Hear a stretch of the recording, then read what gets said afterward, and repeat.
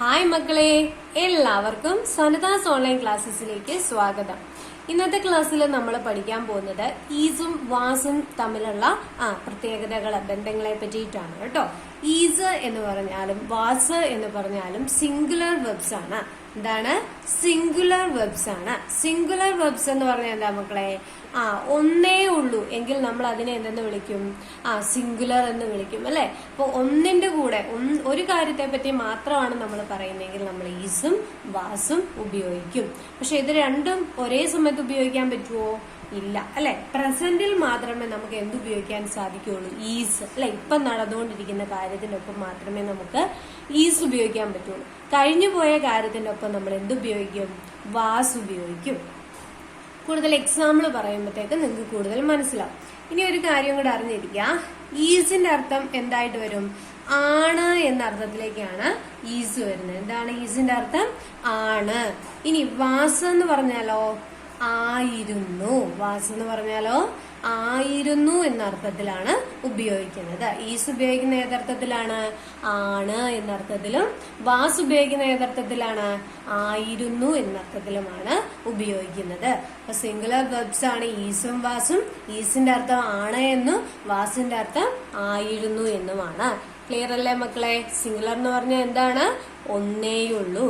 നമുക്ക് ഇതിന്റെ എക്സാമ്പിളിലേക്ക് കടക്കാം. ഒന്നാമതാണ് മക്കളെ, ഷീ ഈസ് എ ടീച്ചർ. എന്താണ്? She is a teacher. She എന്ന് പറഞ്ഞാൽ എന്താ അർത്ഥം? അവൾ, അല്ലെ? Is a teacher.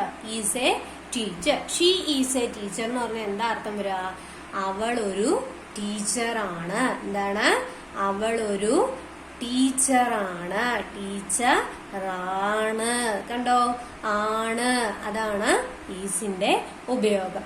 ഇനി വാസിന്റെ ഉപയോഗം എന്തെന്ന് നോക്കാം. അടുത്താണ് മക്കളെ, she was a teacher. She was a teacher എന്ന് പറയുമ്പോ എന്താണ് അർത്ഥം? അവൾ ഒരു ടീച്ചർ ആയിരുന്നു. എന്താണ്? അവൾ ഒരു ടീച്ചർ ആയിരുന്നു എന്ന് പറഞ്ഞാൽ എന്താണ്? ഇപ്പൊ അവള് ടീച്ചർ എന്നുള്ള ആ പ്രൊഫഷൻ വിട്ടിട്ട് മറ്റെന്തോ ജോലിയാണ് ഇപ്പൊ ചെയ്യുന്നത്, അല്ലെ? വാസ് എ ടീച്ചർ ആയിരുന്നു കഴിഞ്ഞ കാലത്ത്, അല്ലെ? പണ്ട് അവള് ടീച്ചർ ആയിരുന്നു, ഇപ്പോൾ അല്ല എന്നാണ് അർത്ഥം. അപ്പൊ ഈസ് എന്ന് പറഞ്ഞാൽ ആണ് എന്നറിയിക്കാൻ. She is a teacher. She was a teacher. ഉറക്കെ എന്റെ ഒപ്പം പറഞ്ഞേ മക്കളെ. She is a teacher. She was a teacher. ഇത് രണ്ടിന്റെയും വ്യത്യാസം മനസ്സിലായില്ലേ? ഓക്കെ, നമുക്ക് ബാക്കി ക്ലാസ്സിലേക്ക് കടക്കാം. The boy is studying.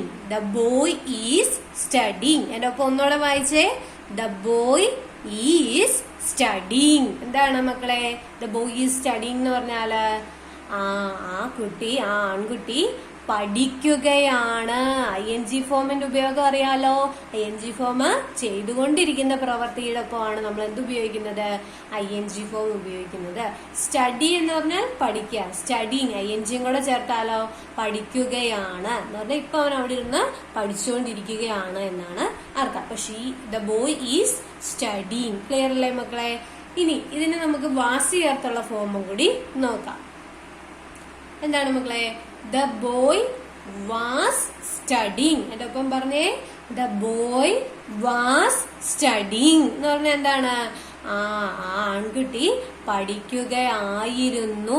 വാസിന്റെ ഉപയോഗം ആയിരുന്നു. അവൻ പഠിക്കുകയായിരുന്നു, അല്ലെ? എന്നാ ഇവനിപ്പോ പഠിക്കുകയാണോ? അല്ല, നേരത്തെ അവൻ പഠിച്ചുകൊണ്ടിരിക്കുകയായിരുന്നു, എന്നാൽ ഇപ്പൊ അവൻ പഠിക്കുകയല്ല. ക്ലിയർ അല്ലേ മക്കളെ? ഒരു എക്സാമ്പിളും കൂടി കാട്ടിത്തരാം. അടുത്ത എക്സാമ്പിൾ നോക്കിയ മക്കളെ, വീണ ഈസ് സ്റ്റഡിങ്. വീണ എന്ത് ചെയ്യാണ്?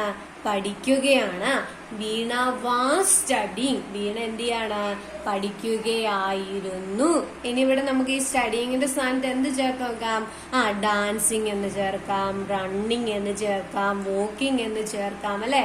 എന്ത് വേണമെങ്കിലും ഈ ഒരു ഭാഗത്ത് ചേർത്ത് വീണയുടെ സ്ഥാനത്ത് വേറൊരാളുടെ പേര് ചേർത്ത് ഒക്കെ നിങ്ങൾക്ക് സെന്റൻസ് മേക്ക് ചെയ്യാം. അപ്പൊ നിങ്ങളൊന്ന് മേക്ക് ചെയ്യത്തില്ലേ? അപ്പൊ മക്കളെ, ഞാൻ എന്താണ്ട് ഒരു 5 വാക്കുകൾ നിങ്ങൾക്ക് തരുവാണ്. WALKNG വോക്കിംഗ്, നടന്നുകൊണ്ടിരിക്കുന്നു, അല്ലെ? RUNNING running, ഓടിക്കൊണ്ടിരിക്കുന്നു. DANCEING dancing, dance കളിച്ചുകൊണ്ടിരിക്കുന്നു. JUMPING jumping, ചാടിക്കൊണ്ടിരിക്കുന്നു. PLAYING playing, കളിച്ചുകൊണ്ടിരിക്കുന്നു. അപ്പൊ ഈ വാക്കുകളും ചേർത്ത് ഈസും വാസും കൂടി ചേർത്ത് നിങ്ങൾ സെന്റൻസ് ഉണ്ടാക്കി നോക്കത്തില്ലേ മക്കളെ? ഉറപ്പായിട്ടും ചെയ്യണം കേട്ടോ. അപ്പൊ മറക്കാതെ നമ്മുടെ ചാനൽ സബ്സ്ക്രൈബ് ചെയ്യുക, കൂട്ടുകാർക്കൊക്കെ ഷെയർ ചെയ്ത് കൊടുക്കുക. നിങ്ങളുടെ വിലയേറിയ അഭിപ്രായങ്ങളൊക്കെ കമന്റ് ബോക്സിൽ എഴുതുക. അപ്പൊ നമുക്ക് നാളത്തെ ക്ലാസ്സിൽ കാണാം.